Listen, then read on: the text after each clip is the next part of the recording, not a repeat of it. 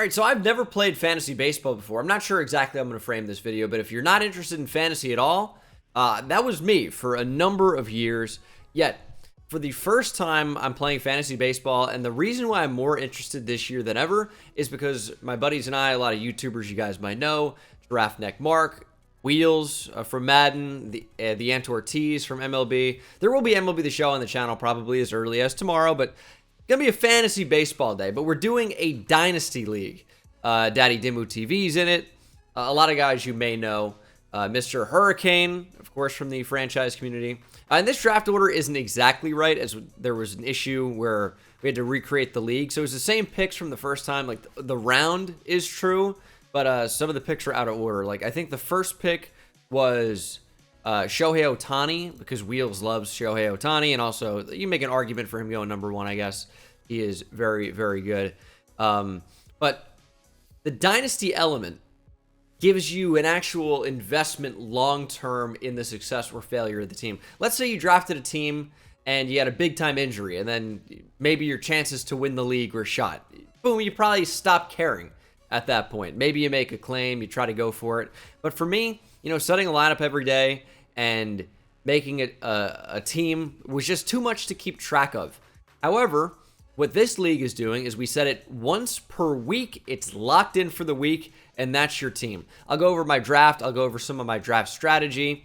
I'll tell you I am a complete novice, so don't take any of this as advice. It's just going to be a fun way for, you and me to kind of like run a team. I'm certainly open to feedback and trying to win this thing.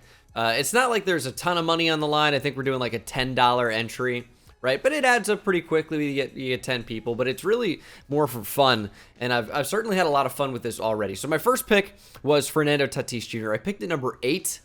So, a lot of the top players were already gone, but I am a major Tatis fanboy.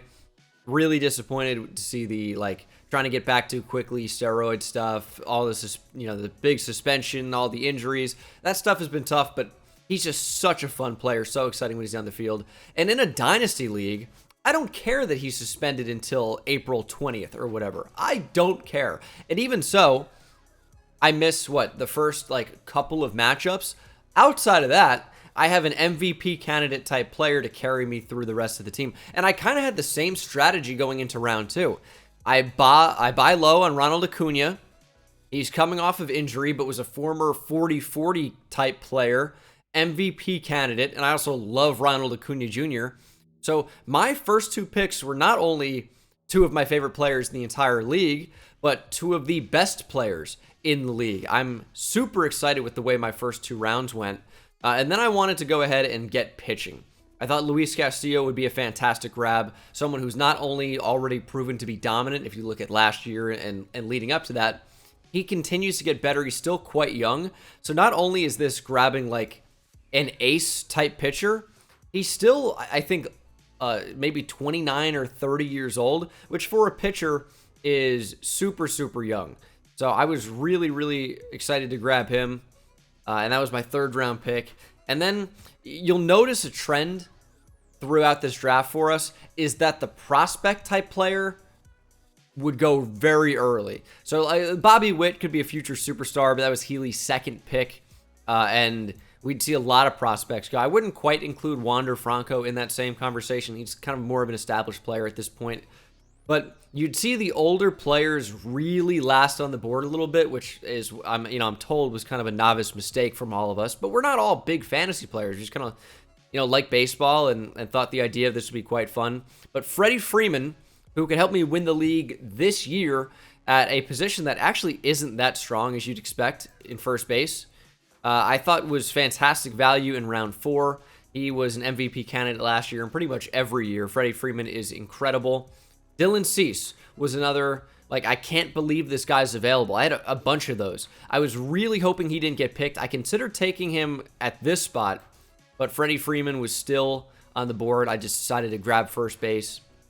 But Dylan Cease, who had a great first outing, by the way, for the White Sox, was just incredible.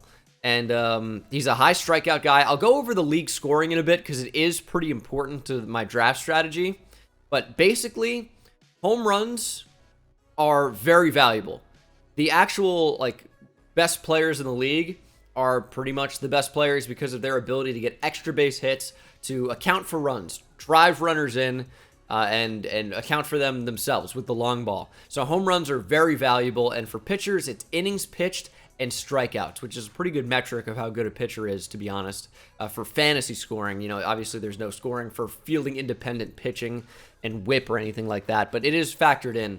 Again, I'll show you in a little bit. But Dylan Cease, high strikeout potential, obviously, if you know Dylan Cease, and could be an innings eater for sure. Very, very good. I was super excited to grab him in round 5. You know, you saw some other pitchers like Robbie Ray go around earlier. I kind of can't even believe that.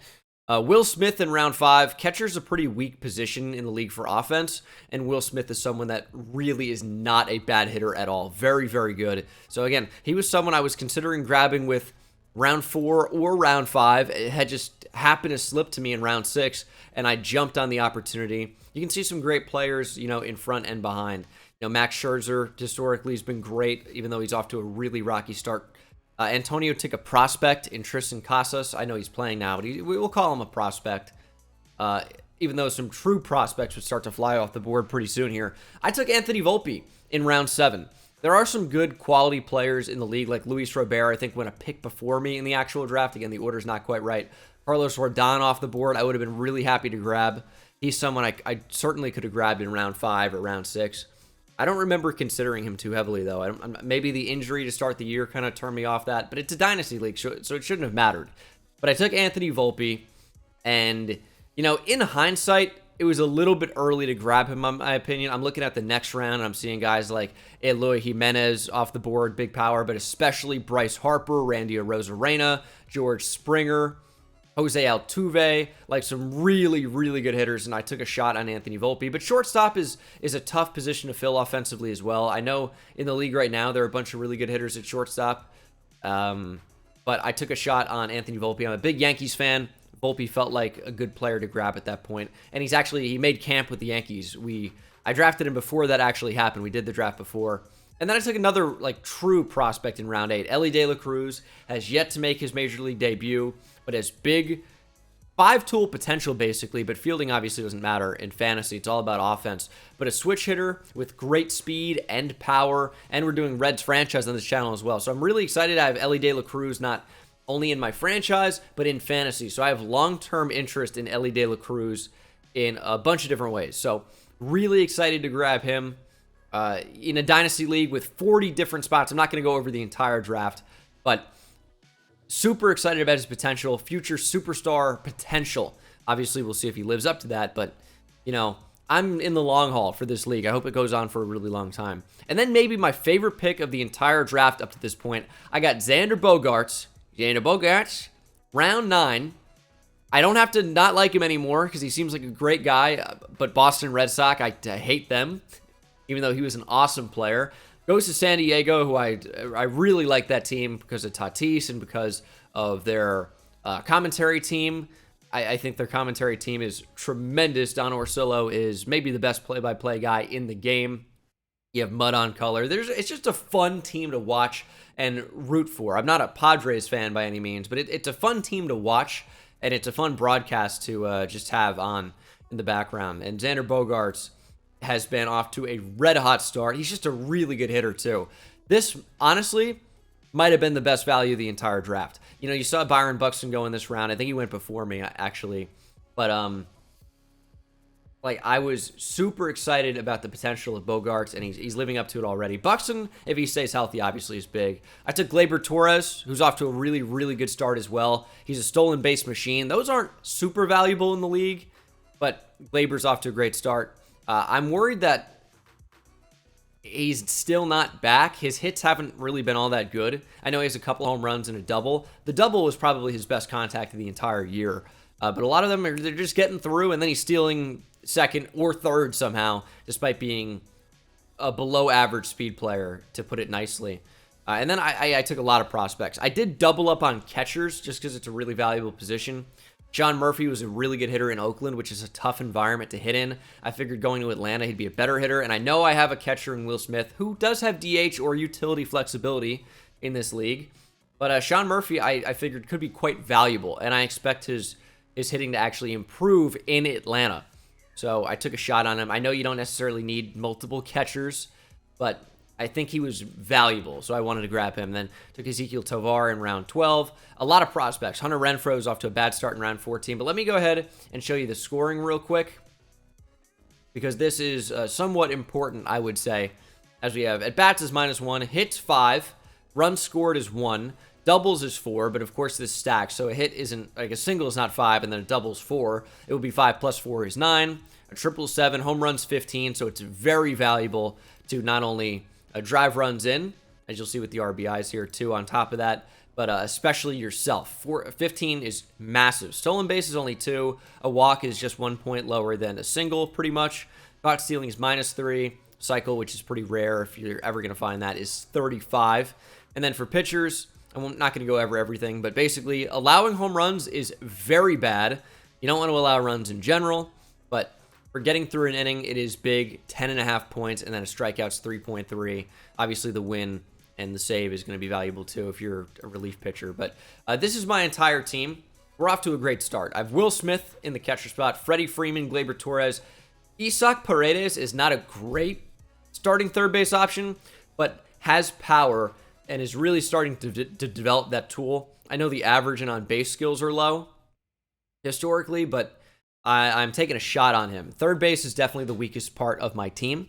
Xander Bogaerts at short. Then we have Ronald Acuna, Hunter Renfroe, who is off to just a bad start, but hopefully he can find it. A lot of protection in that order. He's got to hit better, depending on where he does hit in that order, though. And I took some shots on players, too. Like Jesse Winker, coming off a really bad year, but is historically a great hitter. I felt like he was going to be a really high upside pickup for me. He's off to a pretty nice start, even though he's yet to homer. Joey Gallo also fits that mold. Really, really bad last year, but historically has been a high on-base guy. Walks a ton and hits bombs. He's off to a great start. 3 home runs and a double out of his 4 hits. Hitting .235 is totally fine. I don't care as long as he's going to, find that home run.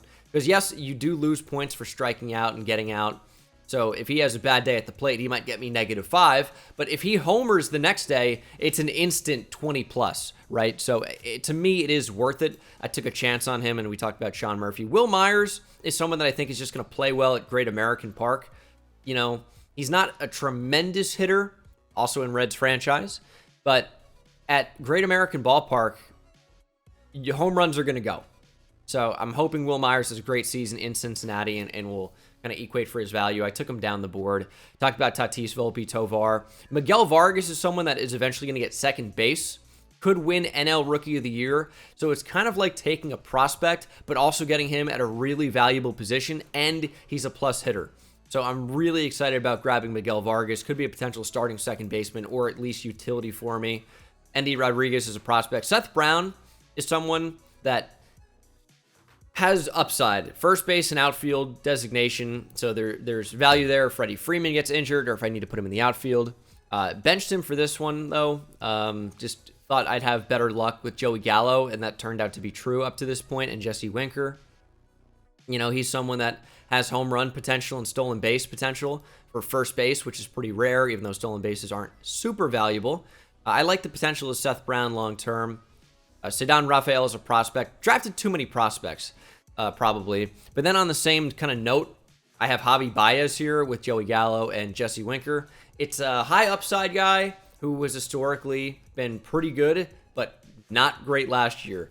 Although, up to this point, it's tough to roster Javi Baez. I don't know how you guys feel about it, but he plays in Comerica, which is not really a great hitting environment.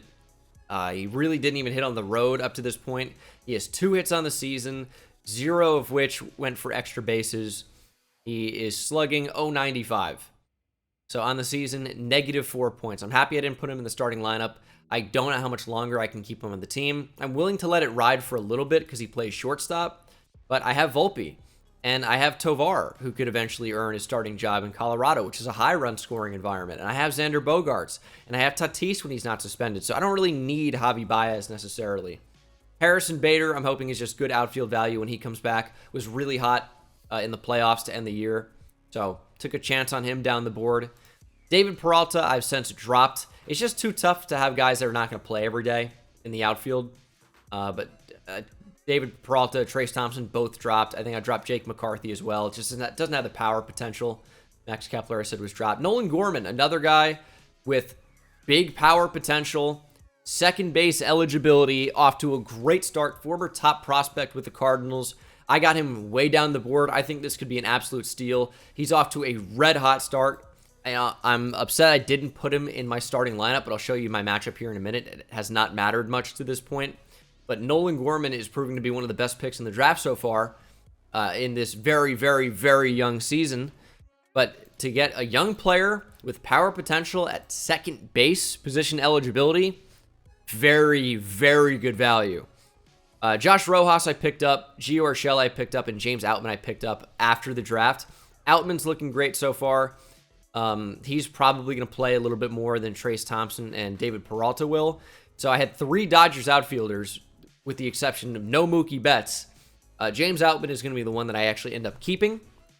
Has speed, and that is big-time extra base hit potential. Has homered this season as well, but 2 triples already, but I'm waiting for those doubles. So I think that's probably where he's going to live more, but great speed, good bat-to-ball skills. On base is already really high, but again, very small sample size, but hit well last year too. So I like James Outman. Saw some prospects. Grab Drew Jones down the board too. Former number 2 overall pick in this last year's draft.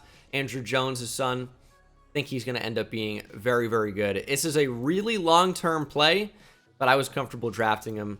And then, just some shots. Jared Walsh, George Valera, another prospect down the board. Walsh is another guy like Joey Gallo and like Jesse Winker and like Javi Baez, where he wasn't good last year but has been great before. I'm trying to take chances down the board. I don't want average. I want steals. So took some chances. The rest of the rotation features Ken Waldichuk, Tyler Mahle. Waldichuk looked okay last year, is off to a rough start this year. Small sample sizes, it's 1 start. I'm hoping he turns it around, ends up being great value for me. Herman Marquez, Sean Manaea. A lot of this is just trying to fill out the rotation. My pitching is somewhat weak, and that's due to an injury to Luis Severino, who really does have near Cy Young potential.